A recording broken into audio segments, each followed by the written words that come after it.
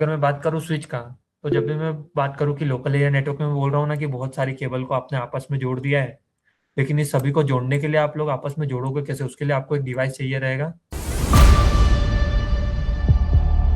कि अब networking important क्यों है? जब भी हमको एक जगह से दूसरी जगह पर डाटा को भेजना होता है तो हम लोगों को नेटवर्किंग की जरूरत पड़ती है। चाहे आपने व्हाट्सएप के थ्रू किसी को कोई फाइल भेजी हो, या चाहे ब्लूटूथ के थ्रू फाइल भेजी हो। अब नेटवर्किंग हो सकता है बड़े लेवल पे भी हो, छोटे लेवल पे भी हो।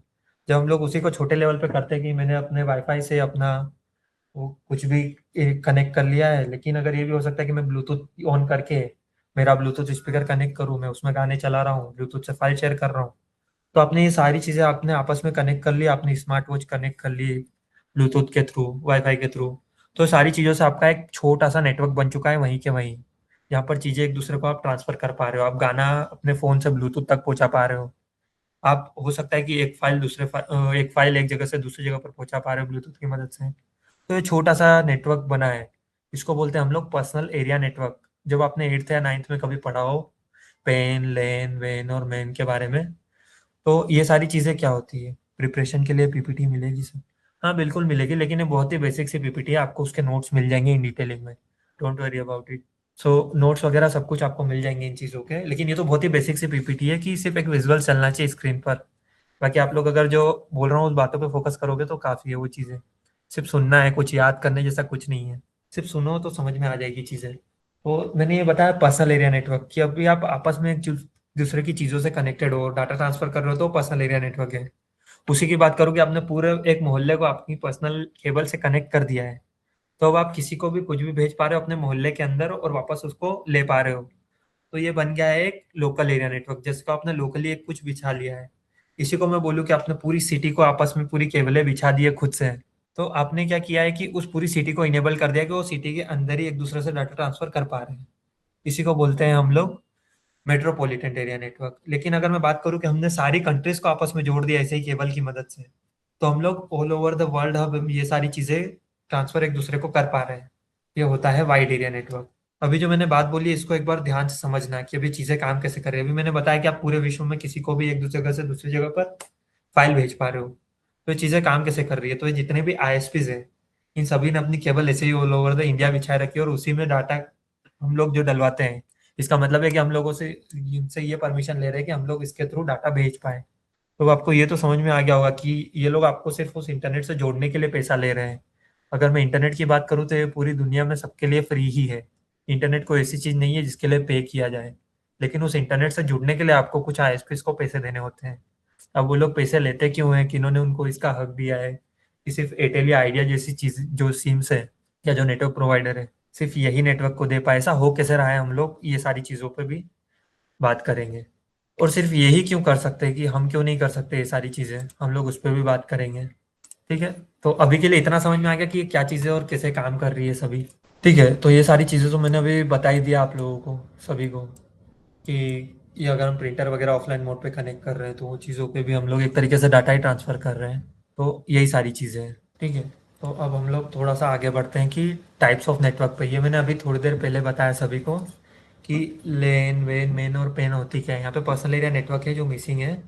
ठीक है। ये पर्सनल एरिया नेटवर्क किसको बोलते हैं? एक छोटा सा नेटवर्क जो आपने खुद का बनाया है अपने ही घर में चीज़ों को आपस में कनेक्ट करने के लिए। जैसे आपने देखा होगा कि जब भी ब्लूटूथ से कोई फाइल हमको शेयर करनी होती है तो हमको किसी नेटवर्क की ज़रूरत नहीं पड़ती है उस चीज़ में। अब यहाँ पर भी वायरलेस बहुत सारे अटैक किए जा सकते हैं। ये वायरलेस अटैक होते क्या है, किस तरीके से किसी का वाईफाई हैक किया जा सकता है, ये सब चीज़ें हम लोग इसी के अंदर पढ़ेंगे। तो ये सब चीज़ें हम लोग आगे देखेंगे जब हम लोग अटैकिंग पे बात जाएंगे, हैकिंग पे सीखेंगे चीज़ें। लेकिन इससे पहले आपको थोड़ा लिनक्स यानी कि ऑपरेटिंग सिस्टम्स के बारे में और नेटवर्क के बारे में पता होना चाहिए।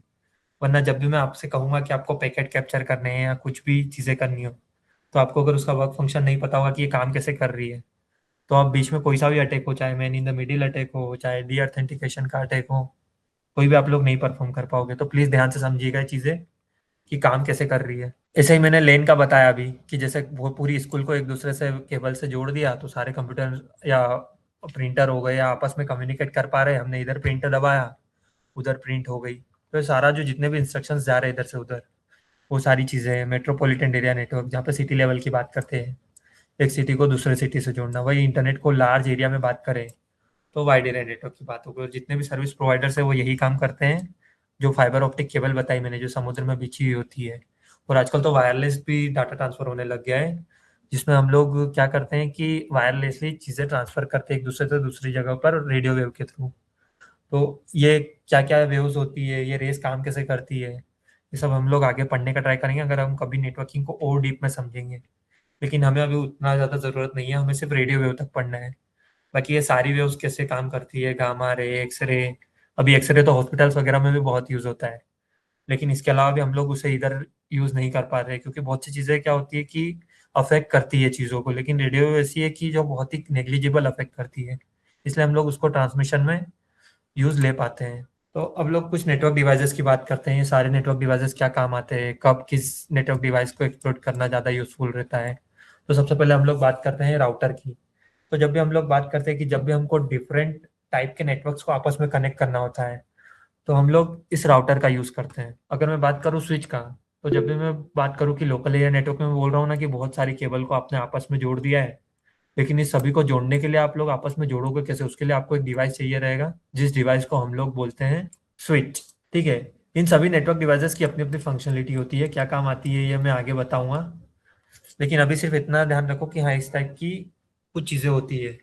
ये मॉडेम जो होता है, ये मल्टीप्लेक्स और डीमल्टीप्लेक्स का काम आता है, इसकी भी अभी कोई नीड नहीं है। और ऐसा ही एक हब हो गया है, ये एक कॉमन कनेक्टर होता है सभी के लिए नेटवर्क डिवाइस, यानी कि सीधी बात करो, ये सारे नेटवर्क डिवाइसेस नेटवर्क को जोड़ने का काम कर रहे हैं एक तरीके से। अभी इनकी वर्क फंक्शनलिटी भी ज़्यादा डीप में नहीं जाननी है, अभी सिर्फ बेसिक जितना पता था कि हाँ, इन चीज़ों को समझने का ट्राई करेंगे, सिर्फ उतना ही हम लोगों को भी ज़रूरत पड़ेगी इन चीज़ों की।